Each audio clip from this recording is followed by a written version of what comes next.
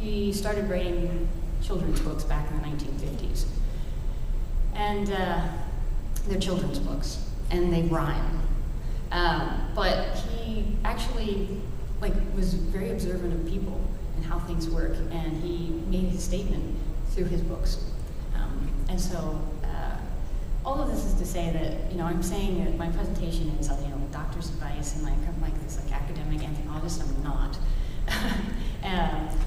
There's a lot to be learned from Dr. Seuss, in addition to the doctors of philosophy who are trying to say how we live our lives. So I just want to make it clear, this is just sort of this is not like a purely academic thing. This is more of what have other people said about these things, and let's think about that and talk about that in relation to our particular community.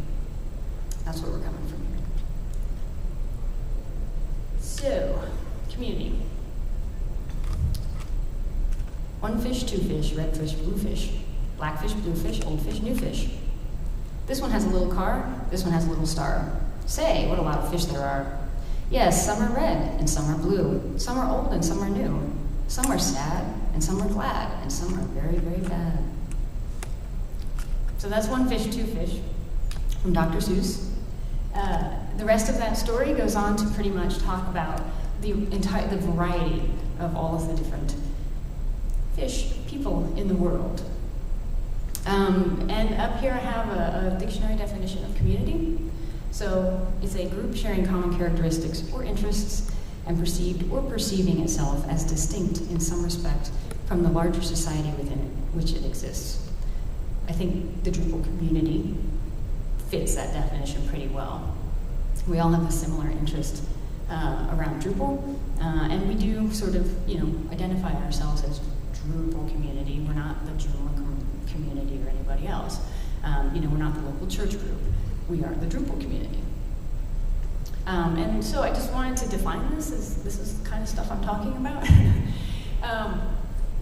The other thing, though, one of the things I like about the reason I used the One Fish, Two Fish for this is because there are lots of different kinds of communities, right? So you can have a church group, you can have a sports team, you can have a bunch of nerds who like to hack on a particular piece of software.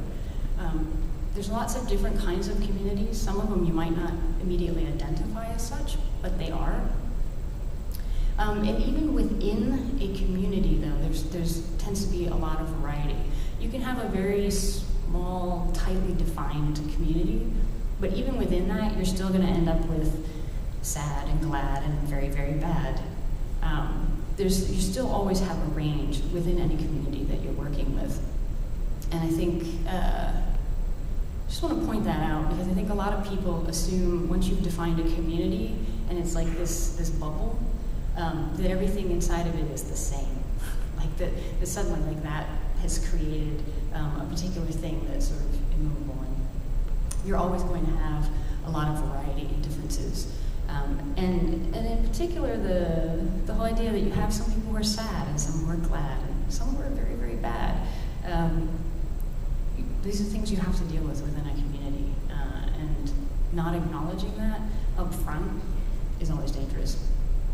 So that's community. That's what we're working with here. So I'm going to talk about, basically I'm going to bring out 3 main points that I think are interesting in terms of looking at communities, and that I think are things that we need to acknowledge and be aware of within our own community, and make sure that we have conversations around them. So, a little more Seuss for you. Now the star-bellied sneetches had bellies with stars. The plain-bellied sneetches had none upon thars. Those stars weren't so big, they were really so small. You might think such a thing wouldn't matter at all.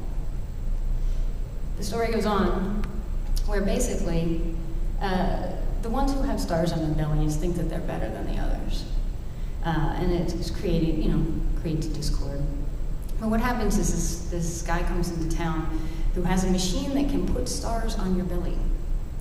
And so he charges the plain-bellied sneetches so that they will get stars on their belly. And he makes a lot of money. And all the plain bellies are like, ha ha ha, I've got stars.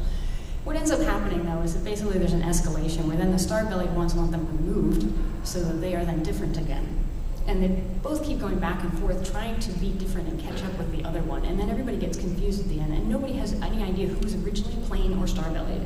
And in the process of all this, the guy who has the contraption is getting super rich.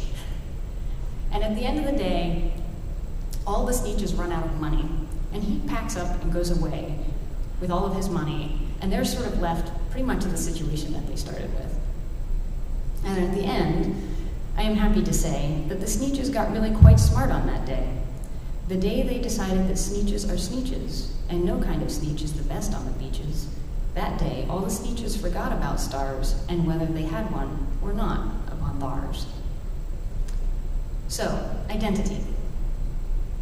And I think the Sneetch story is particularly interesting about identity, because there are two layers of identity going on here.